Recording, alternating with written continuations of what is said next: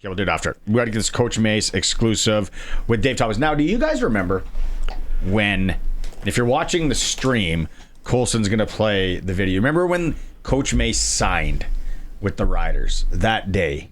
And a lot of us were like, who's Corey Mace? Like, kind of know who he is, but, you know. I'd heard of him, yeah. And then he walked out in the stadium, and if you're listening and if you're watching, you see it.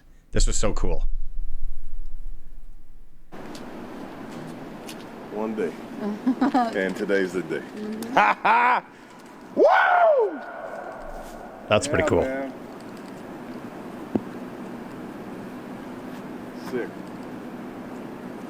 Sick. That's a great video of him. And within 2 years, he brought a great cup here. Yeah. That guy just signed a contract to be a head coach with the Saskatchewan Roughriders. First time head coach. Yeah. First time head coach. Walked out there. Like, just put yourself in his shoes. That empty stadium, but you know what that stadium is going to be because he's been here before. Yeah. And then boom, brings the trophy. I think he was probably as much or more excited than all of the players in all the post-game shenanigans. I loved his enthusiasm. Absolutely love it. And I loved his passion for the players. It was fantastic. Real dude. Yeah. Exclusive, Dave Thomas and Coach Mace today from the stadium. Head coach of the Grey Cup champion Saskatchewan Roughriders, Corey Mace. Will that ever get old? No, that'll never get old. It's just so cool to be able to say that, you know, obviously with this team and what that means here. It's everything that, you know, we thought about as a staff when we came here and as a team, and to see it come to fruition, man. Just kudos to everybody involved. You were hired as the head coach 720 days ago today. Does it seem like that? That sounds like a long time. It sure doesn't feel like it's been that long. But then when you sit back and think about each day, yeah, that's a lot of hours, man. But, you know, it doesn't matter. You could add another 720 to feel how we feel now, more than worth it. Today is locker cleanout day officially. Is it a bittersweet day? It is. Honestly, you know, I think... You know, for me, just being around the game as long as we have, and knowing this day is inevitable, even when it's, you know, on this note, when everything's positive, it's bitter because, you know, as a group, we're all not going to be back together, and that's tough, you know. So even during Grey Cup week, you know, the last day one practice, last day two, day three, day four, our last meeting, you know, and ultimately our last game together. So. Now I can promise you we've been celebrating like that, so that's awesome. But yeah, man, bittersweet for sure. When you look back at the week that was in Winnipeg before we look at the season as a whole, there was an insider look that fans get to see on YouTube, and I don't know how many will have checked it out or not. Have you checked it out, and does it accurately portray what a week in the life of a Saskatchewan Roughrider is? Yeah, I think it was pretty close. The wife and I, we took it in yesterday, as a matter of fact. Just caught up on all the episodes, and you know, I thought it was really cool from a league perspective, just to give people a little bit of insight on the ins and outs of, you know, practice and meetings, and you know, to follow some of these some of our superstars throughout, you know, obviously the Grey Cup. I thought that was pretty cool. You know, for fans to experience that. So, you know, there's obviously a ton more that goes into getting the team out there. But hell, that's a great starting point, I think, for people to understand what it's like. Take me back to May 9th, May 10th. I talked to Devon Campbell after the Grey Cup was awarded. I said, when did you know? When did you sense, like, was there a point in the ball game? Was there a Marcus Sales interception? Was there a fumble recovery on the goal line? He said, no. I knew May the 9th that this was something special. Did you? Yeah. Look, a lot of the guys we had back this year were with us in 24. And even though it was our first year together, we truly felt that, you know, we had an opportunity to do something special last year. Ultimately, you know, that didn't, you know, turn in our favor. However, you know, no one going into free agency, and potentially trying to get all these guys back. As soon as the Grey Cup ended in 24, everybody was pretty much laser focused. So by the time we got to camp in May, for Tavon, that was the first time meeting his teammates, with the core that had been there the year before. We've been talking about it since the previous, November. And I don't think anybody's vision was anything else. We knew what our ultimate goal was, and the buy-in was tremendous from everybody, not just as players, as coaches, but everybody in the organization. I think we all saw the same thing. Everybody worked their tails off to make sure it was the best experience, for everybody involved, our fan base included, on our journey to get there, man. And that's why I think it's so important that the whole province celebrates this together, because it really took everybody. It means a lot more when you have to overcome adversity. What adversity did this club overcome this year? Well, I honestly, I just think there's so many individual stories of things that guys had to go through, whether it was off the field stuff, on the field stuff, injuries. Maybe one day, years down the line, I'll share with people, the guys were out there taped together to be able to play through the playoffs and to get this done for the province. But, as far as adversity as a whole, I think just a regular football season is going to bring so much of that. The good thing about it, I knew about this group, is we had dealt with a lot the previous year, and I knew how we would respond. Not huge hurdles, in my opinion, this year. Speed bumps that I think the guys were easy to get both hands back on the wheel and straighten out. I had an opportunity to attend a news conference today with youth. They're going to be starting a Regina High School football academy in this city, and they were pretty pumped.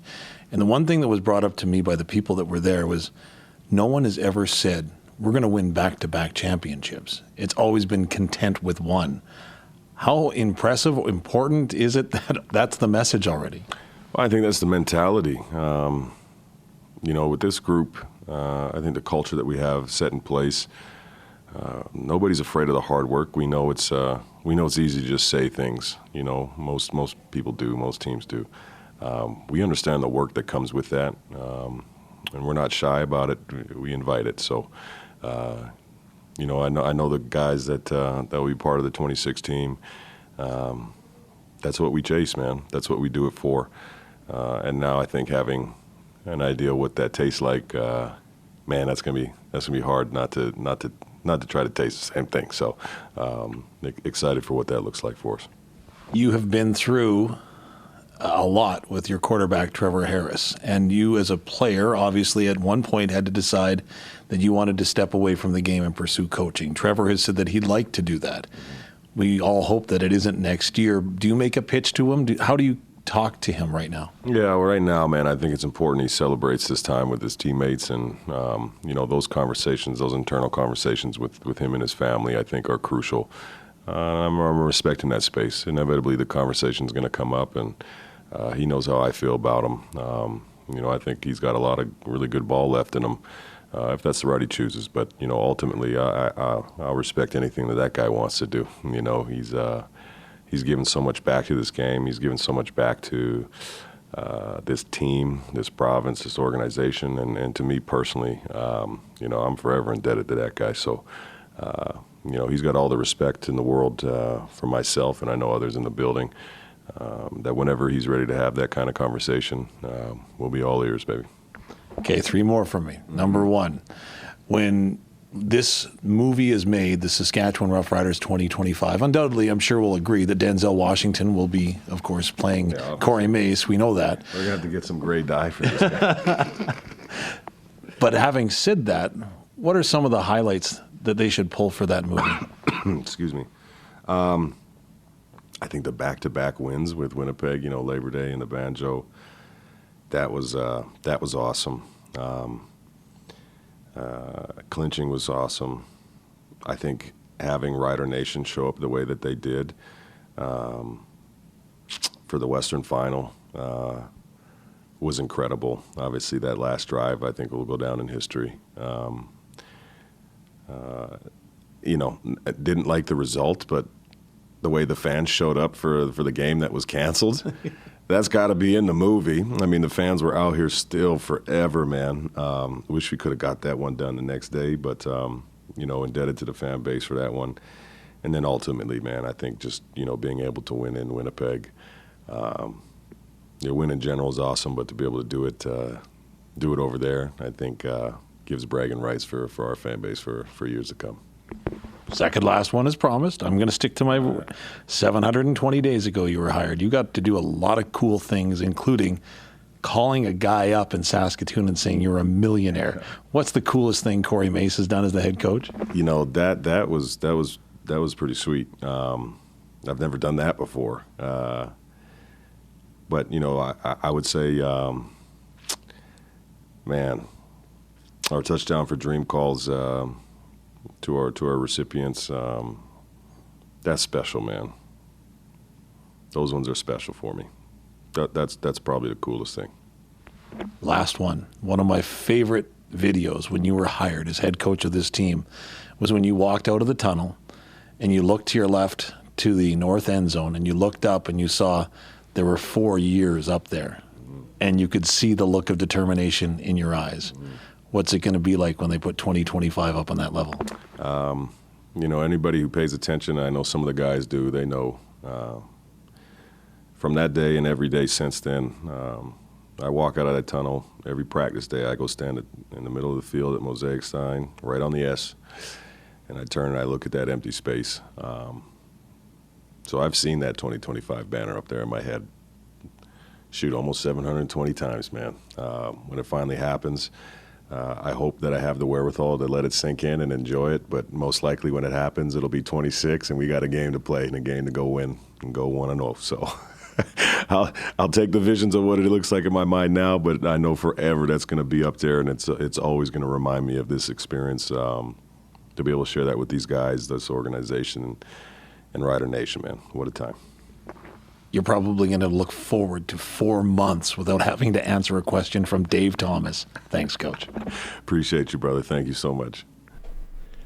Well done. Well done. Well done. Well Dave done. Yeah. And Coach Mace. I don't know if John Mace is listening today. I hope he is. Usually does. That was great. And especially that part, because we played the clip, and Coulson had the video if you're watching the stream. If not, you heard it when he walks out to the stadium and he shouts and it's dark. And then you think about now, even when he's done coaching the Riders, and that 2025 is going to be up there forever. Goes forever. You're the guy. Just like with all the players, like you were a part of that. Yeah. That's one of the cool things about the Grey Cup and the Stanley Cup, that your name goes on there and it doesn't come off. Like, that never goes away. Like, the other trophies give you one and send you on your way and thank you very much, but your name's not on that trophy. In these cases, it's on forever, and there's nothing more cool than your name being etched in silver on a trophy that nobody can take off. Love it.